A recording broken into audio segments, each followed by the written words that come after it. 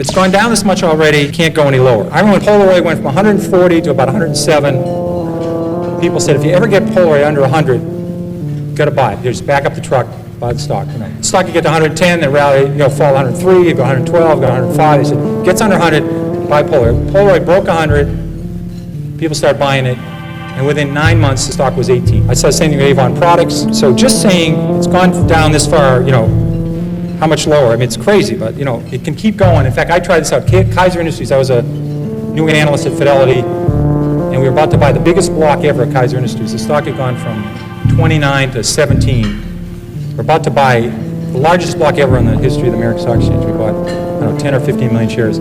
At 15 3/4, I said, my God, the stock's gone from 29 to 17, how much lower can it go?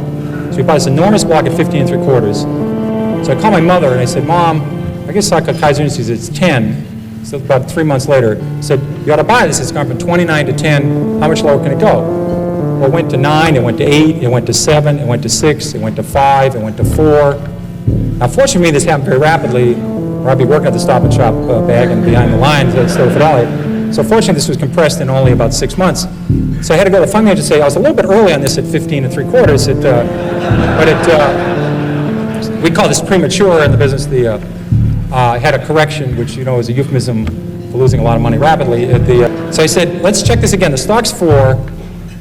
They own 45% of Kaiser Aluminum. They own 59% of Kaiser Steel. They own 38% of Kaiser Cement. They own all of Kaiser Electronics, all of Kaiser Broadcasting, which had 7 TV sets. They own Jeep. They had Kaiser Fiberglass. I said about Kaiser Sand and Gravel. They had a bunch of other Kaisers, and they had no debt. Now, in this room, because I know Freeman Billings is very interested in financial stocks, no one's ever gone bankrupt without any debt. Now, that would take I think you have to give some kind of distinguished service award to somebody who did that. But they had no debt.